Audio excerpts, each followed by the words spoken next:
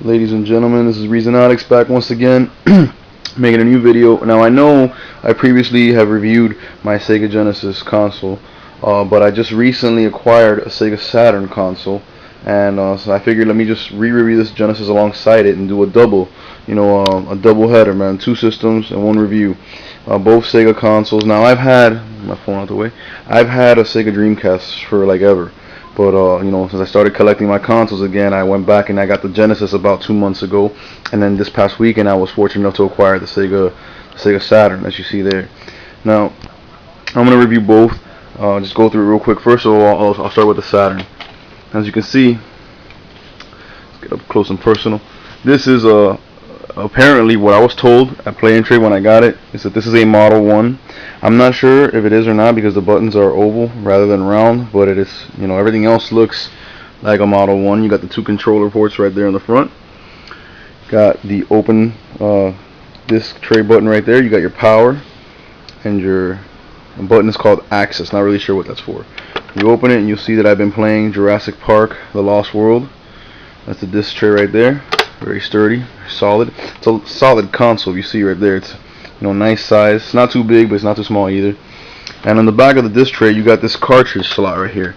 And just so you know, that is not for Sega Genesis games. It is not backwards compatible. Compatible. That is for RAM carts that add extra memory, or carts that also allow you to play imports. Just want you to take a look at the system real quick. You got the little window right there, kind of like the Sega CD had. Like I said, the two controller ports. You turn it around, you're gonna see in the back you got the connections. There's where the AC power goes, your AV cables, and here you have a communication connector. Not really sure what that is, but here in this back little tab right here. See if I can get it off.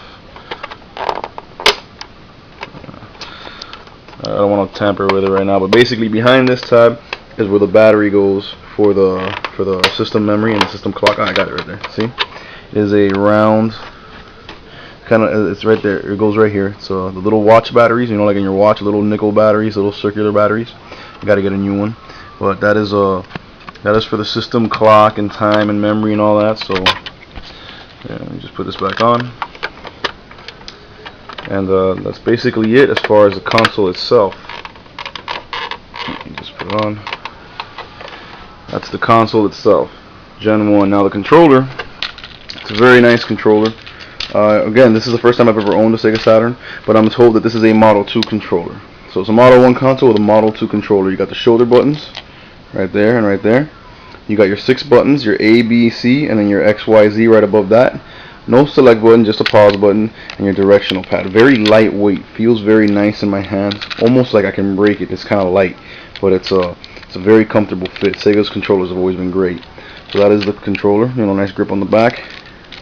The games that I got with the console are, like I said, Jurassic Park: The Lost World.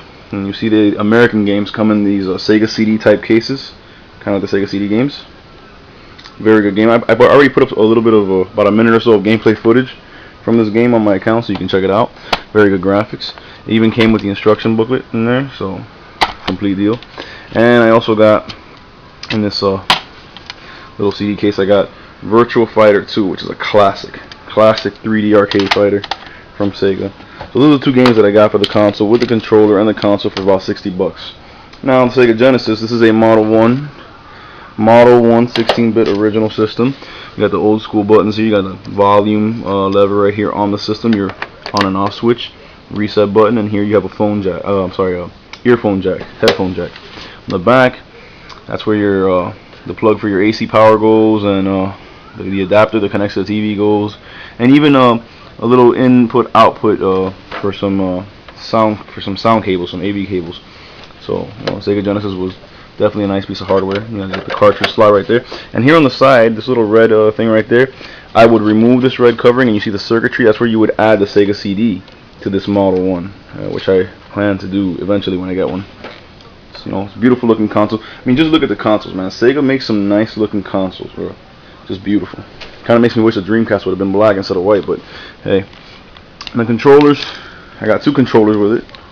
The first one is the original, a 3-button controller that came out with the console originally, and it is a beautiful design, where the D-pad is just fluid. It's not too stiff. It's nice. It has the in-between directions like up, left, up, right. You know, your 3 buttons, A, B, and C, and your start button. Beautiful grip, nice and light. Then I got the 6-button controller, the 6-button pad for fighting games like Mortal Kombat and Street Fighter, which everybody recommended to me. Don't like it as much, but it gets the job done. It's got 6 buttons, X, Y, Z, A, B, C, just like the Saturn. It's got a mode button that nobody for their life of them knows what it's there for. The pause button and the directional pad. You know, light just like the original controller. The games, I got a lot more games for the Genesis. First of all, 2 of them I got in their case with the instructions, which was really amazing. Aladdin, you know, I love the Disney games back in the 16-bit era. You know, all Disney games were great. So you got the cartridge and the control, and the instruction manual right there. And I also got, you know, you can tell I'm a Jurassic Park fan, Jurassic Park, which was phenomenal. Graphically, it was unmatched at that time, and it allowed you to play as not just a human, but the dinosaur, the raptor. So that was really great. And I got Comic Zone, which is one of the last great games that came out for the Genesis in its lifespan. Got the original Mortal Kombat with the blood code, ABACABB. You know what's up. Best fighting game ever in my opinion. And then I got Toy Story. A little bit of damage here, but it still works. Like I said, I love the Disney games on the 16-bit consoles. So there you have it. That's the Sega Genesis and the Sega Saturn, my 2 newest consoles added to the collection. My collection is now at a total of 13 consoles, 14 if you count the extra NES I have, because I have 2 Nintendo Entertainment Systems. And I just wanted to show you guys that. Hope you enjoyed it. Any games you saw here that you want me to review, or any questions, comments, please leave them in the comment section. God bless y'all. Stay gaming.